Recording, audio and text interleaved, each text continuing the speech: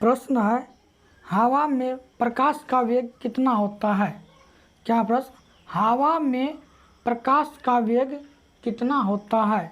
इसका उत्तर है 3 गुना 10⁸ मीटर पर सेकेंड। कितना होता है? 3 गुना 10⁸ मीटर पर सेकेंड। अगला क्वेश्चन, प्रकाश किरण पुंज कितने प्रकार के होते हैं? प्रकाश किरण पुंज कितने प्रकार के होते हैं? इसका उत्तर है 3 प्रकार के होते हैं। प्रकाश किरण पुंज कितने प्रकार के होते हैं? 3 प्रकार के। समांतर किरण पुंज, अभिसारी किरण पुंज और अपसारी किरण पुंज। अगला क्वेश्चन, प्रकाश के परावर्तन के कितने नियम हैं? प्रकाश के परावर्तन के कितने नियम हैं? तो उसका उत्तर है 2 नियम है। कितने नियम है? 2 नियम है। प्रकाश के परावर्तन के 2 नियम हैं। अगला क्वेश्चन, गोलीय दर्पण में फोकस दूरी और वक्रता त्रिज्या में संबंध बताएं। गोलीय दर्पण में फोकस दूरी और वक्रता त्रिज्या में संबंध बताएं। इसका उत्तर है F बराबर R/2 या R बराबर 2F। अगला क्वेश्चन, गोलीय दर्पण सूत्र लिखे। यानी गोलीय दर्पण सूत्र लिखे, इसी में क्या है अवतल उत्तल दर्पण, तभी वही सूत्र होता है। एक ही सूत्र है गोलीय दर्पण का। इसका उत्तर है 1/V प्लस 1/U बराबर 1/F। अगला क्वेश्चन, अवतल दर्पण में वस्तु का प्रतिबिंब कैसा होता है? अवतल दर्पण में वस्तु का प्रतिबिंब कैसा होता है? इसका उत्तर है आभासी और वास्तविक दोनों बनता है। कैसा बनता है? आभासी और वास्तविक दोनों बनता है। अगला क्वेश्चन,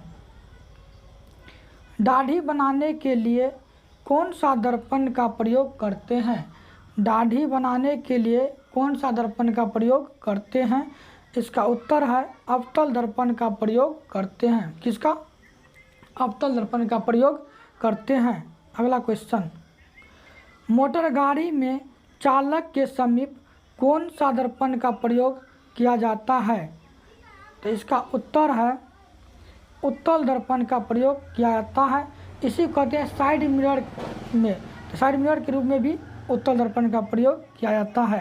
अगला क्वेश्चन, जब कोई वस्तु अवतल दर्पण की फोकस पर रहती है तो उसका प्रतिबिंब बनता है। इसका उत्तर है प्रतिबिंब अनंत पर बनता है। कहाँ? अनंत पर बनता है। प्रतिबिंब अनंत पर बनता है। अगला क्वेश्चन, अवतल दर्पण की फोकस दूरी उसकी वक्रता त्रिज्या की क्या होती है?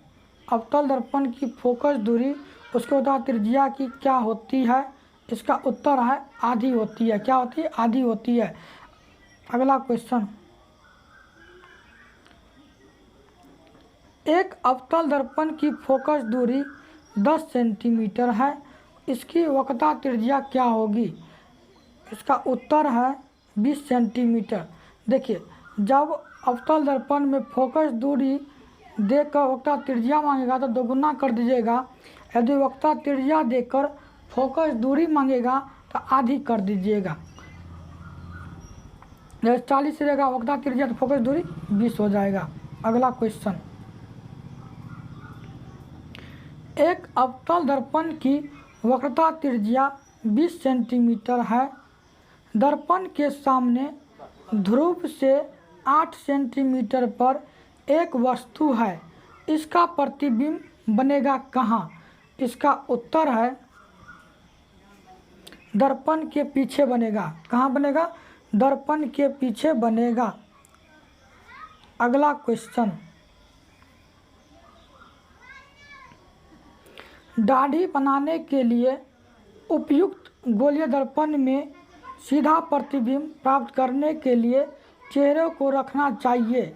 इसका उत्तर है फोकस एवं ध्रुव के बीच में रखना चाहिए।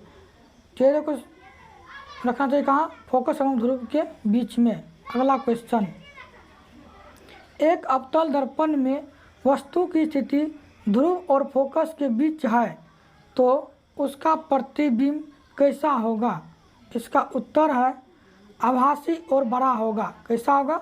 आभासी और बड़ा होगा। अगला क्वेश्चन, अवतल दर्पण द्वारा बना प्रतिबिंब आभासी तथा सीधा होता है जब वस्तु रहता है। इसका उत्तर है वस्तु फोकस दर्पण के बीच होता है। कहाँ? वस्तु फोकस दर्पण के बीच होता है।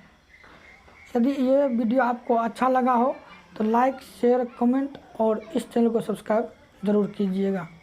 Thank you. ओके।